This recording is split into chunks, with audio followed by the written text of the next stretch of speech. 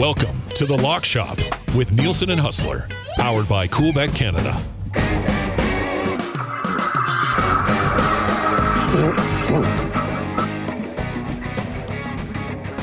Hey, what's up, Lock Shoppers?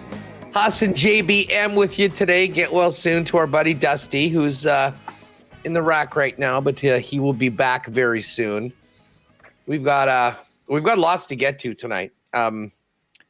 I will have to address my pick of the Montreal Canadiens last night, who got absolutely slaughtered last night. Not a lot of intrigue as to how partner parlay last night, thanks to that beauty. And of course, the poker tourney. Big congratulations to Duck Dad, who took it down last night. And I do believe after I got whacked, that means that Glue Guy right now has the belt amongst the WST and EST staff, because I know that Remus, Iwanek, and Dusty were all toast by the time I went out.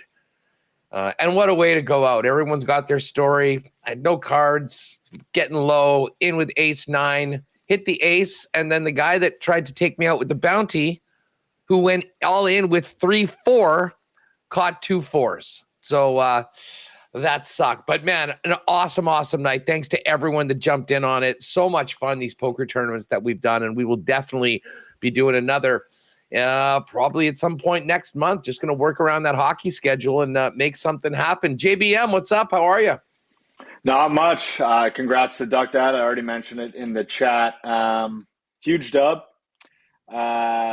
He's one of the, I'd say one of the leaders in the DGen Den, which I spend a fair amount of time in over on the EST Discord. So he's in there. He's usually helping put together the DGen Den parlays with Albie. So congrats to him. That's a big win and probably a nice little bankroll built up here for a big weekend. No kidding. I laughed every time I'd be checking like who's in Duck Dad's poker handle as Father Mallard. Yeah, it's so good. It didn't crack me up every time. But yeah, listen, it was a very, very fun evening. If you missed it, join us next time. We kind of get going at about 8:00 in Edmonton, 9:00 here in the Peg. And if you're lucky enough to last, it'll take a little while, but as Duck Dad will tell you, very much worth it. And I see that Duck Dad's already back at it today, helping out in the Discord. And Duck Dad says, but money doesn't sleep. Got some Euro soccer parlays up on the Den for some afternoon sweat. And yes, congratulations to Jay. Glue Guy did make it to the final table. No, I guess the Glue Guy of it. This is the first time. I think you're wrong. I think I was the last man standing of our group last time, of all the WST and EST guys. And Remus was the first time. So we're going to have a closed door WST meeting between myself and Remus as to how we get back to where we would like to be. Remus actually was second in the first tourney. So anyways, great time, everyone. Thanks again for participating. And we'll do it again very, very soon. Jake, we're going to get to, I do want to look ahead and talk with you a little bit about the lines on the weekend, as well as the Thursday nighter. We will definitely get into hockey. But right off the bat, we should mention Yankees not dead. World Series not over. We do have a game tonight, which was nice. Would have been pretty damn anticlimactic to have that super series between the Yankees and the Dodgers be done in 4 straight. Yeah, listen, I mean, they hyped it up to the level that it was. And the way it started, I mean, it looked like Yankees were going to win game 1. I know they loaded the bases there by putting Mookie on and set up the Freeman homer, but I mean, they were in the lead with 1 out to go in game 1. So that kind of took the wind out of their sails. Dodgers kind of dominated game 2 and 3, but the Yankees last night showing some life in the game they had to win, frankly. Like, it was a bullpen game for the Dodgers. And that big Volpe grand slam was kind of the statement piece that led to that victory, 11-4. Doesn't really matter by how many you win by, but guess what? Garrett Cole takes the mound tonight. You can get your Cole start as a win tonight. You afford the trip back to with a chance to try and make history, because no team has ever come back from 3-0 in the World Series. It's happened only one time in the MLB playoffs. There's, I think, a documentary out on it right now, Red Sox over the Yankees. So trying to rewrite the history books. I'm sort of with you. I think that having Cole in this situation is just huge. I mean, he is their horse. He's their ace. They've used some arms so far in this game. So, I mean, if they can get a good solid start from Cole, what's his pitching outs total is actually 17.5. Can he get through 6 innings tonight? I have a feeling that Boone's definitely going to try to go there if Cole is able to do it. And this is a guy that's had a lot of experience in big games before.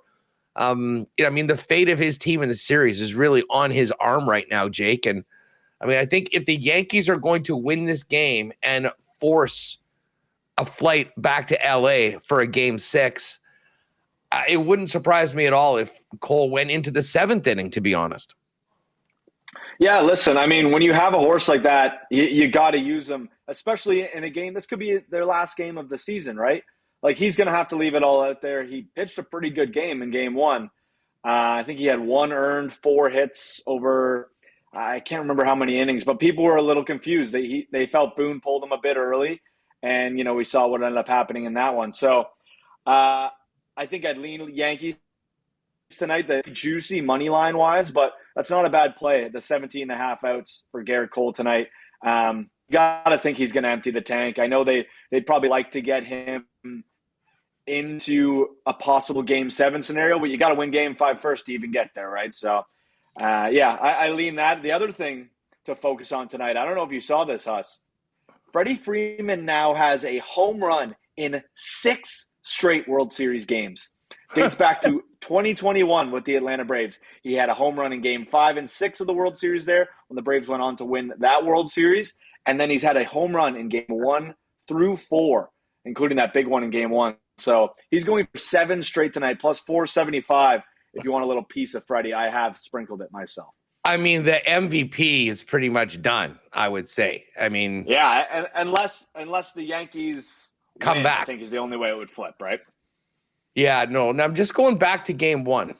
And Cole went 6 innings. He only gave up 4 hits, 1 earned run, only 4 strikeouts, which I find a little slow. And that's kind of why I looked this up. Like, his strikeout prop is 5.5 today. And the over is plus 120. I guess he's just manufacturing outs in a little bit of a different way, not blowing guys away. I was a little surprised. I kind of thought that strikeout number might be higher. But, considering the bats that are on the Dodgers side of things, these guys are pretty damn good with taking balls, taking walks if they need, and not swinging at bad pitches. I think if you had this, I'm just thinking back to the regular season, like almost every time Garrett Cole was pitching, the strikeout prop would be around 6.5 and usually juiced to the over. But this is a combination, I think, of the scenario, but also the team that he's going up against. Yeah, look, I'm just looking at the bet builder here as we're talking about it. You can get Cole for 4 strikeouts and a Yankees win at even money. So, if you want to knock the strikeout number down a bit, you want to somehow get a piece of Garrett Cole and the Yankees. That's in the bet builder. That's even money.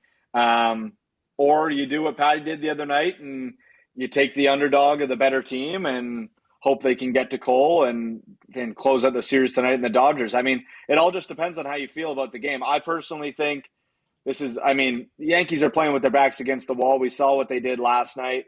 They're still waiting on Aaron Judge to have his big moment. But, I think I would take Cole tonight if I had to put my money anywhere. And, maybe it's the pitching outs that we kind of talked about there earlier. Judge got a hit yesterday. Knocked in a run. Yeah, they had 11 of them, Huss. Yeah, I know. Listen, hey, considering what's been happening with him in the playoffs, and he'll take what he can get, I think. What do you think a big game from Judge? Like, say Judge goes yard and, goes 2 for 3 or get a couple of hits and a homer, and they win, and it's impactful. Do you think that could significantly change this series? Or, until the Dodgers lose a game at home, first of all, it has to get there. If they lose at home, then we're talking about game 7. I do wonder, the psychology of this is so fascinating to me in that, he is their guy and just has been absolutely ice cold. When we've seen things turn around with one swing of the bat, like, I'm not suggesting that it's going to happen, but I am interested as to, if Judge could actually get going. And the Yankees, if they can win this game tonight, are going to be feeling good. They've got nothing to lose going back to LA. They haven't embarrassed themselves and been swept in the series. Because he is a guy that could flip that series on his own if he's back to the Aaron Judge we saw in the regular season that's been MIA all playoffs. Yeah, listen, like you said, a win tonight could flip this entire series. 3-2 is a lot different than 3-0. But you're right. It really, a big Judge performance is, what the Yankees have been missing here in this World Series. And, frankly, throughout the playoffs, it's been Stanton and Soto that have been carrying a lot of the weight for this team. But Judge is supposed to be your guy. He had a ton of regular season home runs, and the success just hasn't translated. So, maybe that hit in the RBI last night is a changing moment for him. If he goes 2 for 4 with a walk and a homer, like an early homer, maybe that's the game that you're kind of looking for. It'd have to be a few pretty big games for him to, if we were talking about a World Series MVP, like we said, they'd have to go on to win the World Series. But, I think if you're the Yankees, what you're hoping at a Judge is a couple hits. I think you're okay with a walk. Like, he took a walk in his first at-bat last night, and I was like, I think that's a victory if you're Aaron Judge right now, because it hasn't been pretty. Like, I've seen some of the strikeouts that he's had, not good. So if you can just get on base and let the next guy move that line, I think that's what's important for Judge right now. But you know how quick baseball can turn. Like, a guy can go from cold to hot, in a flash. So if this is the night that he turns it around, the series might be far from over. I'm just looking at the homer props. Freddie Freeman's plus 475. Which is more than double Ohtani. Ohtani's plus 210. And he's got the busted up wing. Freddie Freeman, and here's another thing that really stands out to me considering how hot he is. Freddie Freeman total bases over 1.5 is plus 140. I would have thought that would have been a lot lower considering just how crazy he's raking right now. Yeah, listen, if you're not getting behind Freddie Freeman somehow, I don't know what to tell you. Like, if there's no one hotter right now in this World Series, and he's clearly a guy who can get it done. I think we have a Freddie Freeman exclusive now that we're just on the topic. Patty put these together. Captain Clutch. Freeman for 2+ total bases and RBI and the Dodgers to win tonight plus 575. So, if you don't want to if you want to go small with the total bases, you could go to the 475 homer or head over to the exclusives. And there's a Freddie Freeman bases, RBI, and Dodgers to win at plus 575 tonight, if that's where you're leaning. But yeah, Freddie's been just incredible. Like I said, I've already sprinkled him to homer tonight just because of the streak. I figure, if there's ever a time to get on it, well, it probably would have been 2-3 games ago, but he's still doing it, so I'm still gonna get a piece of it. We'll have to see. He's been like that. Like, he is so clearly the MVP to me. If the Dodgers win tonight, there's no doubt in my mind he's the World Series MVP. And yeah, it's what's frustrating, Huss, is watching the Dodgers and like remembering Ohtani Gate and watching that flight that just he wasn't even on, and just knowing that the Blue Jays are on the complete opposite end of the spectrum in terms of like feels like they're going nowhere, and they're more worried about the renovations at the Rogers Center than they are about the construction of the team. Just while we're on the Jays, and I listen, I've had similar thoughts. I mean, that was so crazy that time with the flight and everyone being fed that the Jays were the team. It nuked their entire offseason. And let's not forget that during that time, before that, the Jays were rumored to be in on Soto. And it seemed like they sort of, and I mean, believe what you want, they were so focused in on Ohtani and knew that they weren't going to do both, that they basically sat back and let Soto go to the New York Yankees. And we see what he's done this year. And then they got left holding the bag when Ohtani showed up in LA and not on the Dragon's Den flight. Yeah, listen, Huss, I mean, I'm interested to see what this offseason looks like. I've already seen early reports that the Jays could be a player once again in the Soto, because we're back to like Soto gate again. Like he just signed, he only had 1 year left on his deal when he got traded to the Yankees, and immediately he becomes a free agent. So it'll be an interesting time. I hear the Mets are probably putting in the big offer for Soto. I don't think it's going to be the Blue Jays. And preferably, like the way Ohtani Gate went down last year, I think I'd prefer if they just went after some, next level guys. Where if they can build, add a couple of those guys, re-sign Vladdy, like, build around this younger core, because the pitching's still good. I know Kikuchi ended up going in a deal, but like Gosman, Bassett, if Manoah can ever figure it out, what's the guy who pitched real well? I can't remember his name. The younger guy. I hope pitched they real well. I hope they bring back Kikuchi. Kikuchi's a free agent. Like that would end up being that would actually end up like Atkins and Shapiro. They need a win, and if they were able to punt on Kikuchi in a lost season in a trade that everyone seemed to think that the Blue Jays really did well in, and then get that guy back, I mean, I think that might they need to do a lot of things, I think, to really regain the trust and the confidence, shall we say, of everyone there in Toronto and Blue Jays Nation, Canada, really. But that would be something else. And I know Blue Jay fans would love it if Soto decided to stay in New York but go to the NL as opposed to the AL, because he is an absolute stud.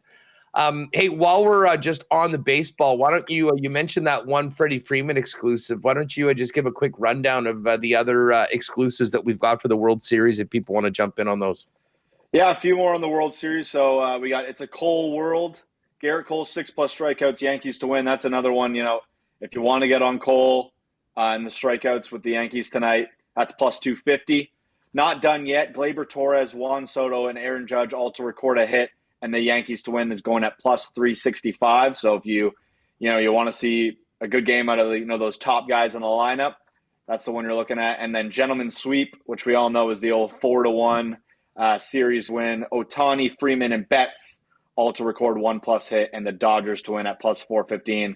And I already spoke about the old captain clutch with Freeman, 2 bases, 1 RBI, and the Dodgers to win at plus 575. I believe there's also an MLB card up in the combos right now. The base hunters, Ohtani, Freeman, and Soto all to record 2+ total bases at a juicy plus 1,077 right now. So, I mean, if you're expecting big games, I just worry about Ohtani a little bit. Obviously, he's a top-tier talent. I think he only had a single last night. I just don't know how much that injury is hindering him. And with Cole on the mound, Freeman's hot. I think I can get behind him, but I do worry slightly about Shohei and how much that injury is hampering him. The just to confirm, that's all hitting bases. Like walks don't count in that, right? So it actually is frustrating because I do think bases should include walks, but for those people who don't bet a lot of baseball or aren't too sure about the total bases, it's just hits. So a double is 2 bases, a home run's 4 bases, but you can only get them on hits. So 2 singles, a double, a triple. You're clearing that 1.5 number in all those scenarios. If you actually go, I know most people probably use the Score app. That's what I use. If you go to the Score and you check the stats during the game, if you slide over, there's a TB category. It shows total bases for each of the players. So, if you're ever curious about how many bases a player has, that's a good spot to check. Well, just a line check again on tonight's Game 5 in the Bronx. Dodgers plus 130 to end it. Yankees minus 154 to send it to Game 6 back in California. The run line, Yankees minus 1.5 is plus 133. Dodgers plus 1.5 is minus 164. And the total for the game, we've had a lot of runs, is 8.5. Over is even money. And the under with Garrett Cole on the hill is minus 122. The series prices, obviously, it's funny. It said the series final game is Game 5 plus 125. You're better off just betting the Dodgers to win because it's plus 130. So yeah, as opposed to going into series prices with that 125, hit the money line. You get a slightly better number there. And the Yankees now plus 650 to win the series after their win last night. They were 11-1 going in. Dodgers yesterday were minus 2,000. They're now minus 1,000 tonight. They've also got the series handicap, which you can touch on. Dodgers to win in 5 or 6 technically is minus 385. So there you go. That is the lineup for tonight in the majors. Let's move over to the pucks. And as I said, I'll own it. I don't know why I thought, oh, geez, good value on Montreal last night. They didn't even show up. They gave up 4 in the first period. It was basically over before it started. But the Rangers actually lost to the Capitals, which was another game we had in on that. Minnesota did get their win from Marc-Andre Fleury in Pittsburgh in that final game. And it was a weird night last night. There was a couple massacres. I mean, I mentioned what happened in Montreal. How about the Sens putting up a snowman? What was it, at St. Louis yesterday? I'll be honest. I was a little nervous about Ottawa as a minus 175 favorite coming off of the road, having just seen them before. But they started out early and did not stop. Tim Stützle with 2 and 2, but 3 in the first, 3 in the second. They were up 7-0 at one point in the third period. Dylan Holloway got a power play goal just to put a little lipstick on the pig. But 8 goals for the Sens. I'll say this, and having just watched them last Friday in Vegas, this is a team that actually has quite a bit of offensive pop. Their power play has been really good as well, Jake. Like at some point, they're going to need to level up and kind of learn how to win those tight games against the better teams. And it was a perfect example of that in Vegas, of a team that probably should have won but didn't. And I know Linus Ullmark kind of owned that. But big bounce back game for him last night. Just looking, he had he had 27 shots against, made 26 saves. I know there's a nice little rivalry there in Ontario, and it hasn't been much of one lately, but the Sens are a pretty frisky team right now this year, I think. Now, I just hope that they can be playing meaningful games in April. I'm not sitting here saying they're going to be a playoff team. But I'll tell you what, that young core, if they can take that next step, I mean, they are going to be a tough out, and they'll win their fair share of games. Yeah, like it's a solid group there. Obviously injuries have kind of hampered them. Mm-hmm. Josh Norris has been out for a good chunk of last year. But, when everyone's playing, it's really fun for the Sens, obviously, right? I mean, Stützle, he's a really talented guy. Brady Tkachuk's a great leader for that team. You got Paterson, Norris also on that top power play unit. Sanderson, Shabbat. There's some really good young talent there. You go get the goalie in Allmark. You got veteran guys like Giroux. I don't know. We've been kind of waiting for the Sens to kind of have their moment, have their season to jump, right? I think last year was funny. My old roommate from downtown, him and I had a little bet last year. It was which team is going to end up higher in the standings. It was actually, we were kind of picking teams that were kind of on the cusp of the playoffs. Let me guess. Detroit, Buffalo, Ottawa? I had Buff, and he had Ottawa, and Buff just squeaked out the win. So I think we did that for a pizza. The loser had to buy the winner a pizza. So we did it again this year. It is Detroit is on there. I think I got the Kraken this year. He's got the Red Wings. So we'll see how that kind of turns out in terms of the standings. But, yeah, not a pretty season from either Buffalo nor the Sens last year. But, maybe this is the year the Sens take that step that everyone's kind of been expecting. I'd love a great Battle of Ontario to come again. It's we had that moment last year with Ridley Gregg and Morgan Riley and the cross check. People were really upset about that. I mean, it is what it is. So to have that built up and the Sens to be competent, to be like in a race for the playoffs, I think that would be great for the league. Definitely great for the Canadian markets. I'll always love a good rivalry, and it's always nice to be on the winning side of a rivalry as well. No doubt about it. Well, you know what? For your bet this year, maybe the Jets can help you out and hand the Red Wings a loss tonight, because coming off their loss to the Leafs, which was addressed yesterday on the program with Pat, I was sort of happy that I was coming on with you today and not yesterday. But well done. Deserved win. Jets weren't very good. I mean, they showed up later on, but you can't spot anyone, never mind a team like Toronto, 4 goals and expect to win. Wild night, though, at Canada Life Center. So the Jets are now in Ottawa tonight. And this is interesting. And you know what? I may as well just take this over to the exclusives and hit the WST parlay before we go through the rest of it. The Jets have always had a lot of American players. There was the Minnesota Mafia early on, led by Dustin Bufflin and Blake Wheeler. Now it's the Michigan guys that are very well connected to the team. Connor Hellebuck, our Vezina Trophy winning goaltender, and of course Kyle Connor, who is absolutely on fire to start this season. This is a big game for both of those guys. Bit of a homecoming, if you will, and the one time they get a chance to play there this season. So we're going to take a Kyle Connor goal. That's plus 117 on its own right now, by far the shortest number on the board tonight.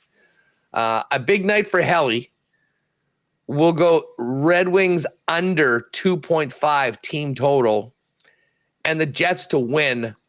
That one is in at 4-1 right now. So big days for the Michigan guys. A Kyle Connor goal, 2 or less goals allowed by Connor Hellebuck, and the Jets team total, the Jets to win plus 400. As far as the games go, the Jets are minus 164. This number has actually been going up big time. Like, I think yesterday, if I'm not mistaken, I was checking it out late last night when it first came on, and it was around minus 140 or minus 145. It was minus 159 earlier on. So a lot of people think the Jets get back on the horse tonight. Jets at minus 164, Detroit plus 140. And the total in the game is 6. Jets on the puck line minus 1.5 is plus 147. Other games tonight, no Leafs, but we do have the Islanders and Blue Jackets. Islanders minus 135. Seabus, who's been, listen, they've been a tough out so far this season. If I'm not mistaken, they got a winning record right now at 4-3-1, coming off an absolute trouncing of the Oilers, albeit without McDavid. We'll get to McDavid news in a minute. That one's been moving the other way too, Huss. Islanders open as 147 as early as this morning, down to minus 135. So maybe some value on Columbus tonight. Islanders have looked rough. They lost yesterday 3-1 to the Anaheim Ducks. Like, things aren't looking too great. They've been jumbling the lines around. Barzell's been getting benched. It's ugly right now on the island. The Islanders 3-4-2. I'm just pulling them up right now. And yeah, you mentioned, a 3-1 loss to the Ducks at home. That's ugly. They lost 6-3 to the Panthers before that. And now, yes, on back-to-backs, heading to St. Louis, heading to Seabus to take on the Blue Jackets tonight. Great matchup in Colorado, Lightning and Avs. Lightning, a very, very slight favorite in this one. Tampa minus 112, Colorado minus 104. It is important to note for those of you, and maybe we should go through the starting goalies for all of these games, but Kaapo Kähkönen, former Jet for training camp, picked up off waivers, is getting the start for the Avs. And listen, they've had one of those starts that, I mean, listen, they're 5-5. They're fine. They'll be a playoff team. They had just rattled off 5 wins in a row after starting with 4 straight losses. But their last game out, a 5-2 home loss to the Blackhawks, and now they play a pretty high-end Lightning team at home with Capo Kakinen trying to fill the net and just provide this team with some even average NHL goaltending would be welcome. Yeah, listen, Georgiev starts have not been great for the Colorado Avalanche. I'm just looking here. Georgiev, 6 games played. He's got 1 win, 4 losses, and a 4.62 goals against average with an 8.22 save percentage. Like, he's stopping nothing right now. Noonan's been a bit better. He's been kind of their guy. He's 4-1 right now with 6 games played, 2.48 goals against, and a 9.05 save percentage. So you're getting a lot better goaltending from a Noonan. I have a tough time reading this game just because Kakinen hasn't started yet for the Avs. I probably do slightly lean Tampa, but probably not something I'd be willing to put in a parlay until I at least saw what they're going to get out of Capo Kakinen. Other games tonight, Calgary is in Utah. Utah just acquired Ole Mata. Their defense is really banged up right now. Utah's a slight home favorite, -122. The Flames are +103. And then the Hughes boys tonight. Everyone's invited. Oh, yeah.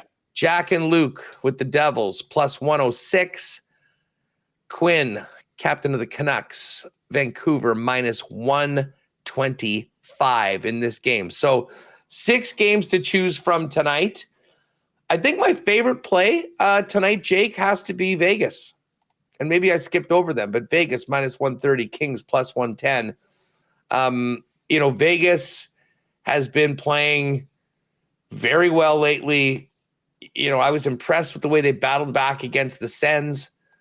They absolutely smoked the Sharks, and then playing their third night in 4, they whitewashed the Calgary Flames heading into a big game against the LA Kings because, of course, when you look at the Pacific Division standings, those are the top 2 teams right now, but I really sort of feel like this is Vegas's opportunity to put a little more distance between them and everybody else in the Pacific Division. Yeah, I mean, you go to the NHL stats page right now, and you just look at who's leading in points. Mark Stone, Jack Eichel, Alex Pietrangelo. Like, these guys are all up top of the stats page right now in the NHL. Vegas just continues to roll. Like, no matter who it is, they just keep it rolling. So I don't hate that. Los Angeles is coming off a loss to San Jose. San Jose hadn't won all season, and they've won, I think, 2 straight now. They are going to go more than likely Kemper tonight. It's not confirmed yet. He has been the better of the 2 goalies with him and Big Save Dave, but also hasn't played a ton of games either. I think he's only got 4 games under his belt, so I don't mind that play. I also don't mind the Canucks. I was hoping we were going to get a starting goalie, but I assume they're probably going to go Lankinen. He's been a lot better for them. He's got 4 wins on the season in 6 games played, 229 goals against, and a 920 save percentage. So a nice bright spot for them with no Thatcher Demko right now. So I don't mind the Canucks as a slight home favorite in the Hughes Bowl.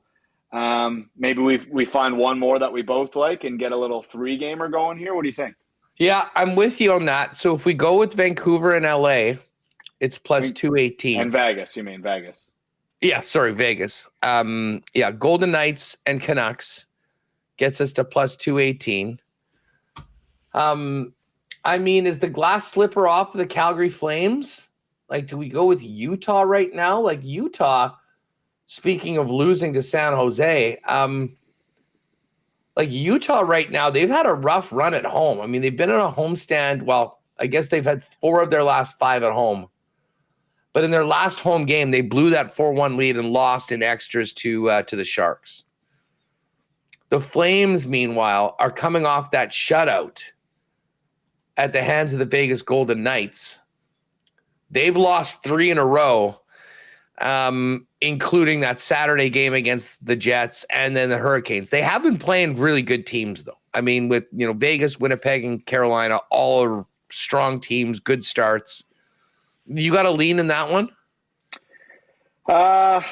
don't necessarily have a lean in that one. Can I try to sell you on another one? Sure. What do you think about the Jackets as a slight home dog tonight? I know last night you got burned by the Canadians as that home dog. The Jackets have been playing pretty good hockey. The Islanders are kind of in a weird, wonky zone where, they're struggling to find the combinations. Like I said, they're sitting their star players in, a Barzal. And, I think the Blue Jackets are playing inspired hockey. I think it's been an impressive start to the season for them. I think getting them as a slight home dog is not bad at all. I will be happy to take the blame if I'm wrong and we see a big Islanders blowout tonight. But Varlamov, I think, is going to go tonight. He hasn't been great. He's got a 3.72 goals against, 8.54 save percentage on the season. He's going up against Merzlikins, who's looked a bit better, 2.74 goals against and a 900 save percentage. So I don't know if that. Yeah, you know what? I can ride with that. There is part of me that just thinks after being embarrassed to Anaheim last night, this team's going to be better. But yeah, I'm sort of with you. Like, the Islanders are just the most mid team, aren't they? Like, they're literally the definition of mid. Like, maybe they make the playoffs, maybe they don't, and they kind of just linger around that like wild card marker, maybe like bottom of the Metro there. It's a weird team too, right? Like, you look at their roster, and even you'd say like the roster's mid. It's Horvat, Barzal. They got some older guys, Palmieri. But nothing that really jumps off the page. Sorokin's probably the biggest name that jumps off the page for you. And I don't think it's been, the hottest of starts for him either. So I'm just looking right now at the schedule for the Islanders. Let's see, the last couple have gone. They got killed by Florida 6-3, lost to Anaheim 3-1. They beat Jersey 4-3 last Friday. So, yeah, I don't know. I just think Columbus is playing a lot more, like I said, more inspired hockey. They get Columbus tonight and then Buffalo on Friday. If they can't pick up a win over the next two games as the Islanders, you got to go into New York and take on the Rangers. Good luck there. So, I think here's the one thing about Columbus, and take this for what it's worth. They have no streaks this year. They lost one, lost one, lost one, lost one. Oh God, I'm looking at it right now. It's literally they're set up for a loss tonight.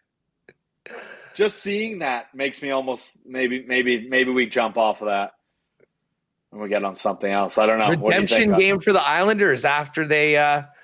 In the chat, let's vote right now. Okay, vote for the partner parlay. Islanders or Blue Jackets? Islanders coming off a loss to the Ducks last night, traveling to Columbus, or the Blue Jackets coming off their 6-1 win over the McDavid-less Oilers, but knowing that they have won every game after they've lost and lost every game after they've won this season. Yeah, let's give that about 10 minutes and see where we're at. We can kind of tally them up. Give us either a Columbus or an Islanders in the chat there, and we'll make a decision. Hey, you know what? I guess I just realized I can't do this. Hey, what YouTube Trev, if you're there and can on the YouTube, just put up a poll. Yeah, I'm seeing a lot of Blue Jackets early here, Huss. Like okay. 1, VR 2, Montenegro. 3, 4, 5, 6 Blue Jackets. All right. You know what? We will go with might be a little Edmonton bias after seeing how they played the other night against the Oilers, but listen, that was my initial lean. I don't want to necessarily shake that off, but at the same time, that does scare me. They go loss, win, loss, win, loss, win, kind of to start the season here. You know what? We asked, and we got our answer. I think pretty overwhelmingly, very quickly. So let's do it. At some point, they're going to win 2 in a row. So maybe tonight's the night. We're ahead of the game. We're getting ahead of it right now. George Conlon also CBJ. And I'll tell you what, I like the number because if we put that in, it gets us to plus 585. Oh, yeah. The juice that should be in 650 range or whatever. So if we go with Columbus, Vancouver, and Golden Knights. And the good thing is if Columbus doesn't win, we don't have to stay up until midnight or 1 o'clock seeing this Vegas and Vancouver games at the end. So we'll throw that in. We'll get that up in the exclusives or in the combo cards. You all know where to go. All right, we got a couple minutes. Let's quickly check out the NFL. Listen, Oh, I'm going back and forth a lot on this Houston Jets game. A 6-2 team is a 2-point underdog against a 2-6 team on a short week. The Jets have been the most disappointing team in the league this year. I don't think there's anybody close. But the Texans are going in without Nico Collins, now without Stephon Diggs. I mean, it's basically Tank Dell and Joe Mixon, who obviously had been a great season. And the Jets, maybe one of the most underreported stories is just what has happened to their run defense. I don't know how they come back the loss to your Patriots on the weekend, but you know that division quite well. What do you make of, first of all, the fact that the Jets are a 2-point favorite in this game at 2-6? It seems like they're asking for us to take the Texans and the plus money, and that's why I'm kind of like leaning Jets, even though they've given me absolutely no reason to believe in them.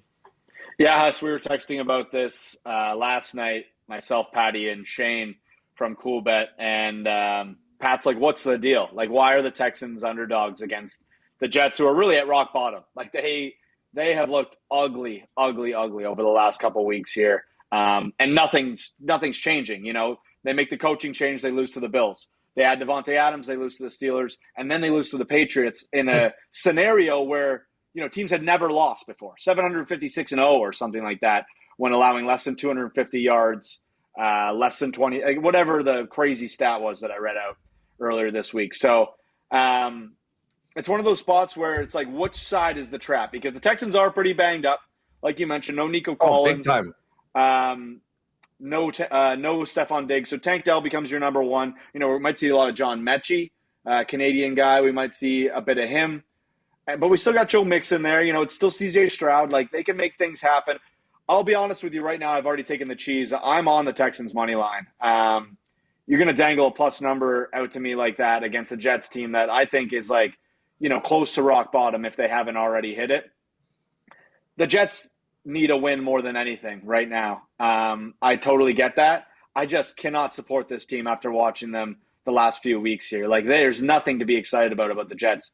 Rodgers doesn't look like, you know, the old Rodgers. There's players coming out and saying, you know, he's just not quite the same. Like, there's just something that's not there. And the injury last year is not something we should gloss over. Like, it's still going to impact him. He can't scramble like he used to in the past. You know, there's still some zip on his balls. We see some flashes, but it's not the Aaron Rodgers of old. And you know, we know, like, Father Time is king. Like, it rules supreme in this league time and time again. So with that being said, I'm on the Texans. I know they're banged up. I understand it's very trappy line. I'm taking the cheese. I can't be sitting here on Friday, you know, if Dusty's back and we got the 4-man weave and I'm sitting here going, I can't believe I put my money on the Jets on Thursday night. And I do have one stat to back me up here, and this is a New York entirety stat. The Jets and Giants are a combined 4-33 straight up playing primetime night games since 2019. I know it hasn't been the same regime the whole way through. Danny Jones has been there a long time. He can't win a primetime game. And the last couple seasons here, obviously it wasn't Aaron Rodgers last year, but the Jets have struggled in prime time. So, and they've already had a bunch of prime. How many times have we watched the Jets in prime time this year, Huss? Like, well, the funny thing is that number actually includes the Jets beating the Bills last year with Zach Wilson. Right. The 16-15 game. So, I'm going to have to make a decision for tomorrow. I mean, your brain says Texans, but then I look in. I mean, this is who CJ Stroud's throwing to tomorrow. Tank Dell, then Xavier Hutchinson, Robert Woods. Remember Robert Woods? Still there. He's going to be out there. And then, of course, Dalton Schultz. They do have a questionable designation on Jared Paterson, their left guard. But Tunsil will be there. I think Schultz, the more we talk about the game, the more I think Schultz could be a nice play, maybe a receptions play tomorrow. Like, yeah, if Stroud's looking for a guy and Dell's kind of, you know, he's getting sauced a bit with Sauce Gardner, I think Dalton Schultz is a great guy to find for some receptions tomorrow. All right, so that is tomorrow's Thursday nighter. We'll kind of lock in those picks, but Jake's already in on the plus 105 for the Texans, Jets -1. 23. Here's just the lines updated right now. The Falcons -2.5 against the Cowboys. The Ravens, who just got Deontay Johnson from the Panthers for basically nothing. Did you see that trade? I didn't see what the return was, no. Okay, imagine this. So the Panthers are getting a 5th rounder from the Ravens for Deontay Johnson and a 6th rounder.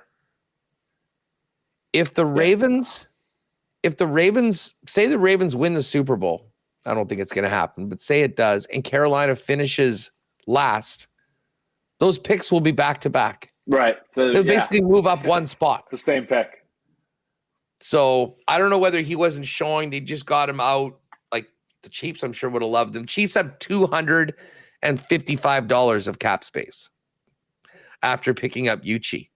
By the way, that Uchi guy, what do we have to look forward to in him? A kind of a depth defensive lineman guy. Yeah, no, he's a strong player. He's kind of been one of those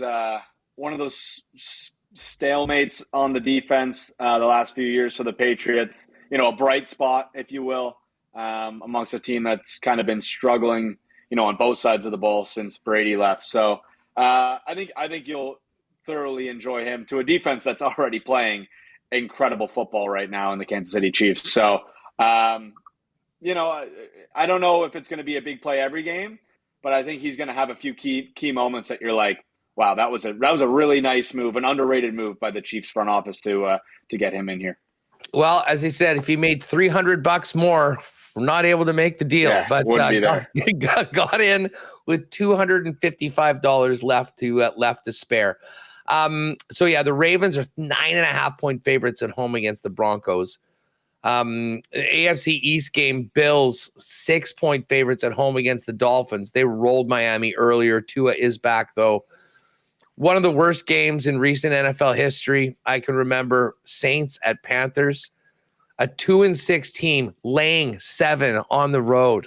I mean, it's unbelievable. Huss, we're going to get a Panthers-Giants Germany game at one point this season. I think coming up either the next week or the week following. So if you think that game's bad, just wait. Wow, serious retaliation to the Germans. What did they do to deserve this? So yeah, New Orleans -7 in Carolina.